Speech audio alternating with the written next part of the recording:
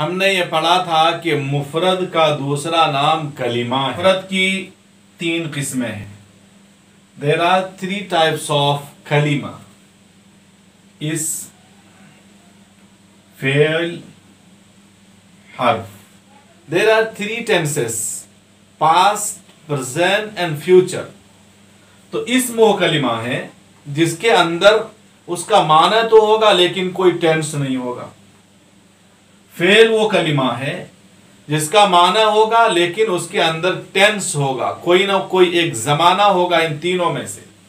حرف وہ کلمہ ہے کہ جس کا معنی ہو اور اس میں کوئی ٹینس نہ ہو لیکن اپنا معنی دینے کے لیے ان دونوں کا وہ محتاج ہو، ان دونوں کی اس کو ضرورت پڑتی ہو، اس کو حرف کہتے ہیں۔ پھر سے دیکھیے، اسم وہ کلمہ ہے جس کا معنی ہو اور اس میں کوئی زمانہ نہ ہو۔ فعل وہ کلمہ ہے جس کا معنی ہو اور اس میں کوئی زمانہ ہو۔ حرف وہ کلمہ ہے، وہ لفظ ہے، وہ ورڈ ہے کہ جس کا معنی ہو لیکن معنی کو کمپلیٹ کرنے کے لیے ان دونوں کا محتاج ہو، اسم کا یا فعل کا۔ اسم کی مثال جیسے ابراہیم، یہ ایک نام ہے۔ اب اس نام کو معلوم کرنے کے لیے کسی زمانے کی ضرورت نہیں پڑ رہی ہے، ابراہیم بولتے ہی سمجھ میں آ جاتا ہے کہ ایک بندہ کا نام ہے۔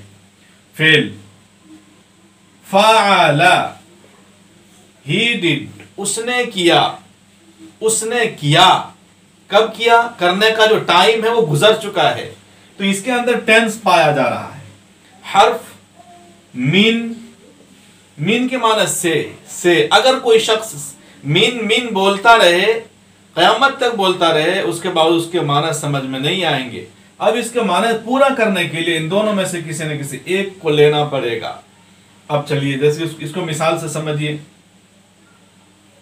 یہ اسم کی مثال تھی، یہ فعل کی، یہ حرف کی۔ اس کی ایک مثال ہے، دیکھیے حرف کی، خرجت من البیت، میں نکلا گھر سے۔ اگر کوئی من بول رہا ہے تو کسی کو کوئی فائدہ نہیں ہوگا، کمپلیٹ معنی سمجھ میں نہیں آئے گا کسی کو جب تک ہم فعل کے ساتھ اس کو ملائیں گے نہیں، اسم کے ساتھ ملائیں گے نہیں، معنی سمجھ میں نہیں آیا۔ یہاں ہم نے حرف کو فعل اور اسم سے ملا دیا، اب یہ پورا معنی اس کا جو ہے سمجھ میں آ گیا کہ میں گھر سے نکلا۔ تو یہ ہم نے آج کی کلاس میں مفرد یعنی کلمہ کی 3 قسموں کو سیکھا: اسم، فعل، حرف۔ اب آئیے ان تینوں کے کچھ خاص نشانات ہیں جس کی وجہ سے سمجھا جاتا ہے کہ یہ اسم ہے، یہ ناؤن ہے، یہ ورب ہے، یہ پارٹیکل ہے، حرف ہے۔ ورڈ کے شروع میں الف لام آ جائے، جیسے رجلن ہے، رجلن سے الرجل، الف لام شروع میں آیا، سمجھئے یہ ورڈ اسم ہے۔ لفظ کے آخر میں تنوین آ جائے، 2 زبر 2 زیر 2 پیش کو تنوین کہتے ہیں، معلوم آپ کو۔ جیسے آپ دیکھیں رجلن، جہاں بھی تنوین آخر میں نظر آئے سمجھئے کہ یہ اسم ہے۔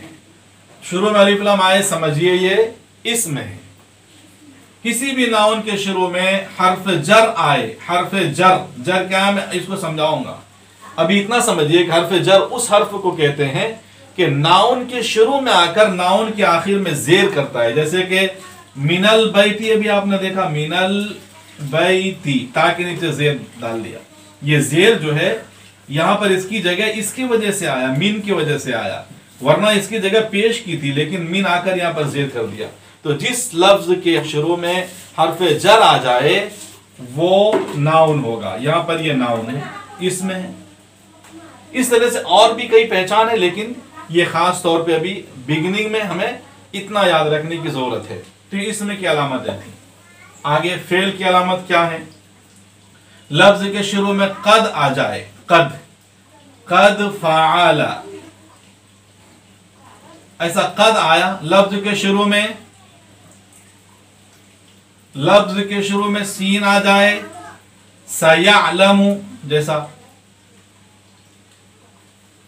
لفظ کے شروع میں سوفا کا ورڈ آ جائے، सौफ तअलमून,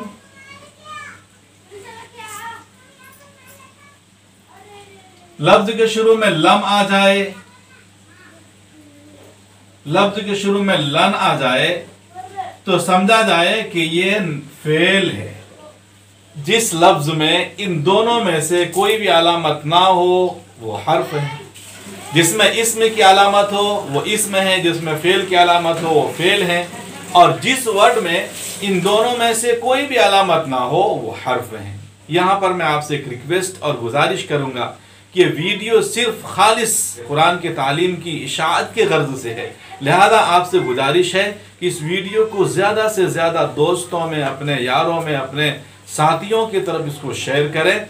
उम्मीद है कि आप इस अमल को करेंगे।